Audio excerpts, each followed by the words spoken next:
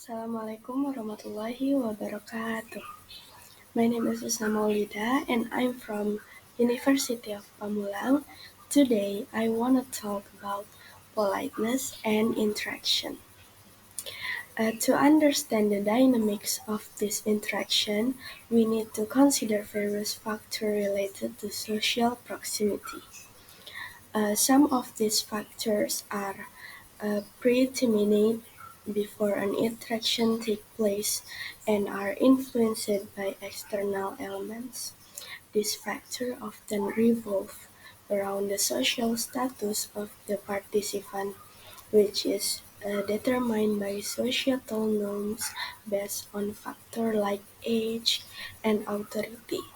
For instance, individuals who perceive themselves as having lower status in English-speaking environments tend to maintain social distance from higher status individuals by using formal address forms that include titles and last name, alternating the use of first name, example, Mr. Clinton, Mr. Adam, or Mr. Deng. We engage in numerous interactions, especially with strangers, where social distance dictated by external factors plays a significant role. Okay, let's move to the first materi. The first one, politeness.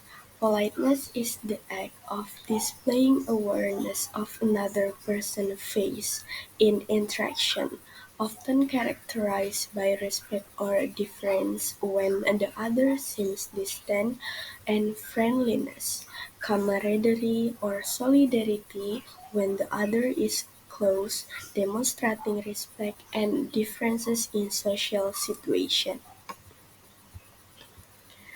Um, Politeness can be seen as a set side like polite social behavior or etiquette within a culture. There are various general principles for being polite in social interaction with a specific culture, such as being tactful, generous, modest, and sympathetic. Uh, Participants in an interaction are generally aware of these norms and principles with society. However, with an interaction there is more specific type of politeness at play, which involve the concept of face, and different types of politeness are associated with relative social distance or closeness. And this is often linguistically marked in English-speaking contexts, as participants determine their phrase once during conversation. For example, A. Excuse me, Mr. Buckingham, but can I talk to you for a minute? And B. Hey, Bucky, got a minute? The first type might be used in a student question or conversation to his teacher, as you can see in A. And the second type might be used in the friend's question to the same individuals as in B. Okay, next, let's consider that the individual engage with each other are not bound by strict social rules. During their daily interaction, people tend to act in a way that shows they expect their public image or what their face want to be acknowledged. If a person says something that challenges another person's self-image expectation, it is known as a face-threatening act. On the other hand, if there is a chance that an action could be seen as a threat to someone's face, the speaker can say something to reduce that threat. This is known as a face-saving act. For example, Yoongi, I wanna tell him to stop that awful noise right now. And Husna, maybe you could just ask him if he is going to stop soon because it is getting a bit late and people need to get sleep. One of them suggests a face-threatening act and the other proposes a face-saving act because it is generally expected that each person will attempt to respect the face desires of other. There are many different ways of performing face-saving acts. Next is negative and positive phase. When we try to help someone save face, we can focus on either their negative phase desires or their positive phase desires. Negative phase refers to desire for independence, freedom, or action and not to be imposed on by others. It is not about being bad, it's just the opposite of positive phase. Positive phase, on the other hand, is the need to be accepted, even liked by others, to be treated as a member of the same group, and to know that his or her wants are shared by others. Let's move to the next. Self and others say nothing. Self and others say nothing refers to a politeness strategy where the speaker doesn't directly express their needs or desires to the other person. Instead, they rely on the other person to recognize and respond to their needs without being explicitly asked. This approach is often used to avoid direct confrontation or to convey a message without explicitly threatening the listener's face.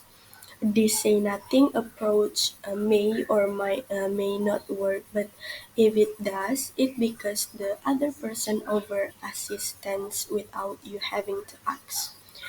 Some people prefer to have their needs understood without explicitly stating them in words. In such a case, when their needs are recognized, more is communicated than what is actually said. For example, A. Self looks in back, and B. Others overspend. Here you can use my pen. And next, say something off and on record. Uh, Off and on record, you can choose to make a statement without directly asking for something. It's like dropping a hint without expecting a response. It may or may not lead to what you need, but sometimes more is communicated than what is said. For example, uh, off-a-record politeness strategy involve indirect communication when the speaker doesn't directly state the intended message. As you can see in the example, I forgot my umbrella. This implying a request for an umbrella without directly asking. In contrast, you can directly address the other person to express your need. This is known as being on record. On record politeness strategy involves direct communication where the speaker explicitly states the intended message. For example, can you lend me your umbrella? Directly asking for the umbrella. Next is positive and negative politeness. Positive and negative politeness strategy are both ways to make requests in a more polite manner. Positive politeness involves appealing to common goals or even friendship. Positive politeness appealing to a person's positive face can mean making the individual feel good about themselves. For example, how about letting me use your pen? Or B. Hey Valen, I would appreciate it if you would let me use your pen. And negative politeness, appealing to a person's negative face, can make making the other person feel like they haven't been imposed upon or take advantage of. For example, could you lend me a pen? I'm sorry to bother you, but can I ask you for a pen or something? And I know you're busy, but can I ask you um, if you this type of request can be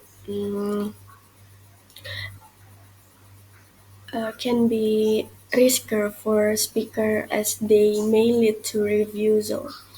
This involves using question with modal verbs such as in A or adding apologies to soften the request like in B, and more elaborate negative politeness can be seen in longer, hesitant requests as shown in C.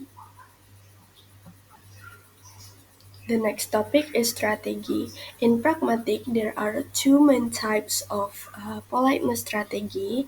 They are solidarity strategy and difference strategy. A solidarity strategy emphasizes closeness, shared identity, and a sense of being on the same team. It's like saying, "We are in this together." And different strategy, on the other hand, show respect for someone's social standing or position of power. It acknowledges the difference in power dynamic and avoid being overly imposing. Example of strategy. The first example of solidarity strategy. Using in group language, jokes or nickname. Hey Daru, want to grab some pizza after work? And next, emphasizing common ground. For example, we both know this traffic is awful.